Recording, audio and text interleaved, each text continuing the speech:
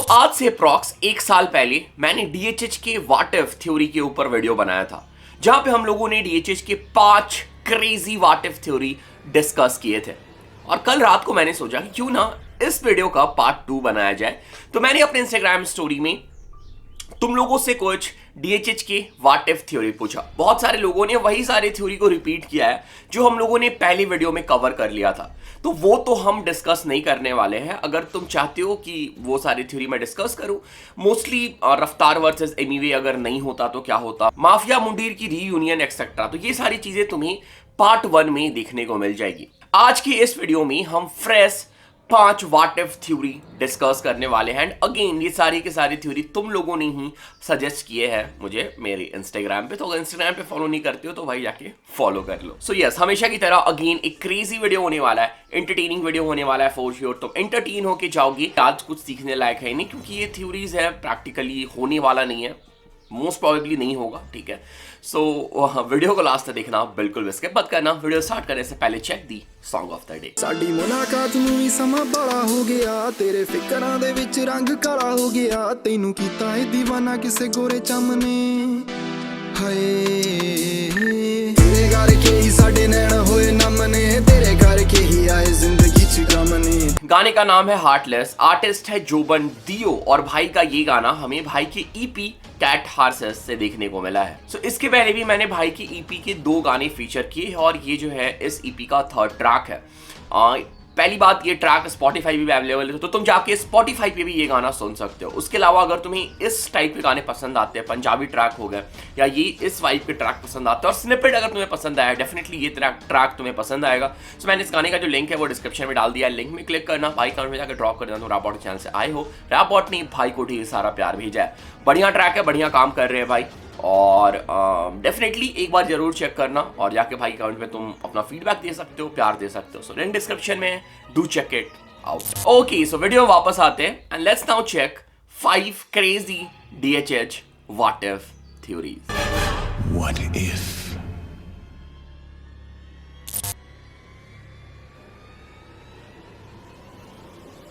सो बिग बॉस के बाद MC stand बहुत ही ज्यादा एक्टिव हो गया। कभी कभी तो मैं ये सोचता हूँ कि इतनी ज्यादा एक्टिव होने की क्या जरूरत है, क्योंकि एक पॉडकास्ट खत्म हो रहा है, एमसी स्टैन दूसरे पॉडकास्ट पे दिख रहा है, दूसरा पॉडकास्ट खत्म हो रहा है, एमसी स्टैन कहीं कोई रियलिटी शो पे दिख रहा है, या फिर अभी तो कपिल शर्मा के शो पे भी आने वाले हैं। बट एमसी स्टैन का जो रणवीर अलावादिया के साथ जो पॉडकास्ट था, उसमें एमसी स्टैन ने बहुत ही ज्यादा इंटरेस्टिंग बातें की थी, और उसमें से एक बहुत ही इंटरेस्टिंग टॉपिक जो बियर बाइसेप्स एके रणवीर अलावादिया ने डिस्कस किया था या फिर छेड़ा था, वो था एमसी स्टैन और एमिवे बंटाई का कोलैबोरेशन। एमिवे भाई और एमसी स्टैन भाई का एक कोलैब देखने को मिला, और ये ना मेरे घर पे एक पार्टी पे होना चाहिए, तो मैं रैप का बाबा सिद्दीकी बन जाऊंगा। अरे वाह, कुछ दोनों को गले मिले बोलते। नहीं भाई, इंशाल्लाह भाई देखेंगे जो भी नहीं भाई देगा तो। तुम लोग बहुत सही हो, दोनों बहुत ज्यादा मोटिवेटेड हो और बहुत आगे जाने वाला हो दोनों। सो वी ऑलरेडी नो कि एमसी स्टैन और एमिवे की बीफ थी, बहुत पहले से चली आ रही है। इवन एमिवे ने एमसी स्टैन के ऊपर शॉट्स ले रखा है और एमसी स्टैन ने एमिवे के ऊपर डिस्ट्रैक्ट निकाल रखा है। बट पिछले कुछ सालों से चीजें जो है इन दोनों के बीच नॉर्मल होती हुई नजर आ रही है, और जब एमसी स्टैन बिग बॉस में थे तो एमिवे के साइड से भी हमें एमसी स्टैन के लिए सपोर्ट देखने को मिला था। एमिवे अपने लाइव शो में एमसी स्टैन को शाउट आउट देते हुए नजर आए, एंड इवन अपने इंस्टाग्राम स्टोरी में भी उन्होंने मेंशन किया। So now important question, what if MC Stan and Emiway Bantai do a collaboration song? Definitely बोलने की बात है नहीं है कि ये one of the biggest collaboration होगा डीएचएच का। So Emiway has one of the biggest fan base and he is one of the most subscribed channel in DHH. उसके बाद अगर हम एमसी स्टैन की बात करें तो उनकी हाइप और उनकी फैन फॉलोइंग और उनकी क्रेज करेंटली क्या है, मुझे आई थिंक बताने की जरूरत नहीं है, तुम्हें ऑलरेडी पता है। तो अगर ये कोलैबोरेशन होता है, definitely this will be one of the biggest collaboration we have ever seen in DHH. ये सॉन्ग चार्ट्स पे रूल करेगी। ये भी डिपेंड करता है कि जो कोलैबोरेशन ट्रैक होगा ये कैसा कोलैबोरेशन होगा। फॉर एग्जांपल ये थोड़ा कमर्शियल काइंड ऑफ ट्रैक होगा या फिर ये प्रॉपर हार्डकोर ट्रैक होगा।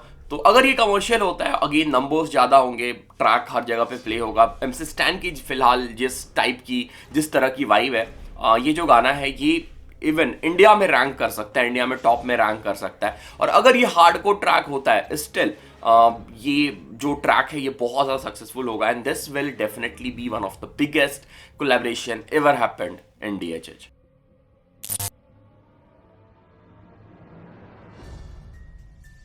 तो रिसेंटली कर्मा ने कलमकार लीव कर दिया है, बट हमारे एक भाई ने पूछा और ये सवाल मेरे दिमाग में भी आया था जब मैंने इस टॉपिक पे वीडियो बनाने का सोचा था कि what if Krishna leaves Kalamkaar in future. मैं तो बिल्कुल नहीं चाहता कि ऐसा हो, बट अगर हम कलमकार की हिस्ट्री देखें तो बहुत सारे आर्टिस्ट ने पास्ट में कलमकार लीव किया है और चांसेस है, मतलब ये हो सकता है फ्यूचर में कि कृष्णा हमें कलमकार छोड़ते हुए नजर आए। और मेरे अकॉर्डिंग अगर ऐसा होता है this will be a huge loss for Kalamkaar, but शायद कृष्णा के लिए ये उतना बड़ा लॉस ना हो। मैं ऐसा इसलिए बोल रहा हूं क्योंकि पिछले कुछ सालों में कृष्णा ने अपनी अच्छी खासी फैन बेस बिल्ड कर ली है। अगर कृष्णा आज से 4 साल 5 साल पहले मतलब कलमकार लीव करते तो शायद वो एक अच्छा डिसीजन नहीं होता, या फिर लीव करने के बाद शायद कृष्णा को कोई भी बेनिफिट नहीं होता। इवन अगर हम देखें तो उनके यूट्यूब चैनल पे उन्होंने 1 मिलियन सब्सक्राइबर के मार्क को क्रॉस कर लिया और मोस्टली उनके ज़्यादातर ट्रैक उनके यूट्यूब चैनल पे ही हमें देखने को मिलते हैं, कलमकार के यूट्यूब चैनल पे नहीं देखने को मिलते हैं। सो मान लो कृष्णा कलमकार लीव करके अपना सोलो करियर स्टार्ट करते हैं, so that will not be a great move, क्योंकि कृष्णा को सक्सेसफुल बनाने के पीछे कलमकार या फिर अंकित खन्ना का बहुत बड़ा हाथ है, बट कृष्णा को उतना ज़्यादा फिलहाल लॉस भी नहीं होगा अकॉर्डिंग टू मी।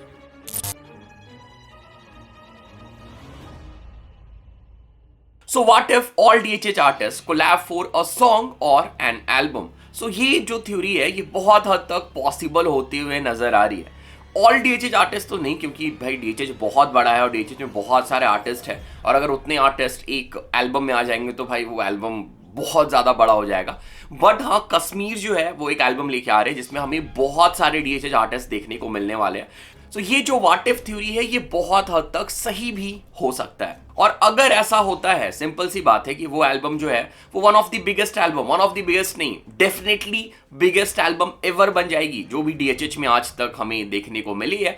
और भाई उतने सारे आर्टिस्ट का फैन बेस वो एल्बम सुनेगा, तो भाई नॉर्मल सी बात है स्ट्रीम्स बढ़ेंगे, उस एल्बम की व्यूज बढ़ेगी and definitely that album will be the biggest album ever produced in DHH।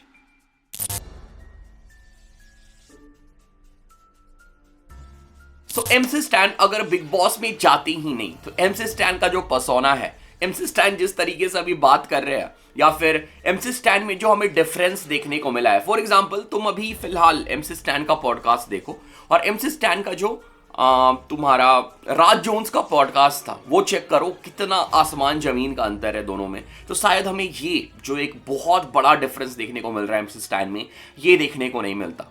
Big boss में जाने के बाद MC स्टैन अब मेन स्ट्रीम हो चुके हैं और अब उन्हें हर अपने वर्ड पे ध्यान देना पड़ रहा है कि वो क्या बोल रहे हैं, ठीक है। फिलहाल उन्होंने एक वर्ड कुछ बोल दिया था आई थिंक बिग बॉस में, उसके लिए हिंदुस्तानी भाव के साथ आके माफ़ी भी मांगी है।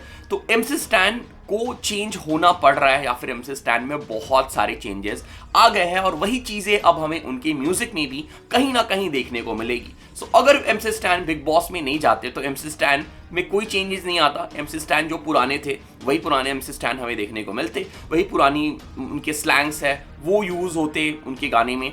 और अगर हम बात करें गालियाँ की तो गालियाँ भी होती, क्योंकि वो उनका स्टाइल था, वही ऐसी चीज़ थी जिसको हम लोगों ने पसंद किया था, जिसकी वजह से MC स्टैन बने थे। बट शायद अब वो सारी चीज़ें हमें देखने को नहीं मिलेगी। सो अगर MC स्टैन बिग बॉस में नहीं जाते तो वो शायद इतने पॉपुलर नहीं होते जितने वो है, बट इसके पहले भी उनका अच्छा खासा फैन बेस था, ठीक है। तो बट मेन स्ट्रीम में पैन इंडिया में वो इतने ज़्यादा पॉपुलर नहीं होते, और शायद उनकी पर्सनैलिटी और उनकी जो फ्यूचर आने वाली म्यूज़िक है, जो मैंने ऑलरेडी प्रिडिक्ट किया है, तुम सब ने भी किया होगा कि उसमें चेंजेस देखने को मिलने वाला है, तो वो सारे चेंजेस हमें देखने को नहीं मिलते।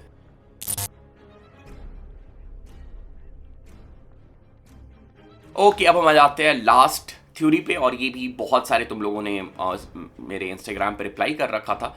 So what if Sidhu paaji was still alive? सो सबसे पहली चीज, अगर सिद्धू पाजी अलाइव होते तो अभी हमें उनके साइड से रेगुलर म्यूजिक देखने को मिलता, जो कि हमें फिलहाल के लिए नहीं देखने को मिल रहा है। इवन सिद्धू पाजी के जो प्रोजेक्ट्स है जिसपे वो काम कर रहे थे और उनका जो कोलैबोरेशन आने वाला था वो भी अब पेंडिंग है, क्योंकि उनके फैमिली ने उसे अब पेंडिंग कर रखा है। वो नहीं चाहती कि वो रिलीज हो। शायद वो हमें फ्यूचर में देखने को मिले, बट फिलहाल के लिए उन प्रोजेक्ट्स को रिलीज से रोका हुआ है। सो सिद्धू पाजी अपने डेथ से पहले भी he was like one of the biggest artist in India. मैंने एक वीडियो भी बनाया था जहाँ पे मैंने उनको बॉलीवुड सिंगर से कंपेयर किया था, और फेम के मामले में वो उस टाइम पे, ठीक है, आई थिंक 2021 में मैंने वीडियो बनाया था, 2021 या 2022 के स्टार्टिंग में बनाया था, और उस टाइम पे वो इंडिया में नंबर 1 पे चल रहे थे, ठीक है। तो ऐसा नहीं कि डेथ के बाद वो अब जाके पॉपुलर हुए, वो पहले से he was one of the biggest artist in India. तो वो चीज़ें कंटिन्यू होती, वो अपनी जो थ्रोन है, अपनी जो क्राउन है, वहाँ पे बने रहते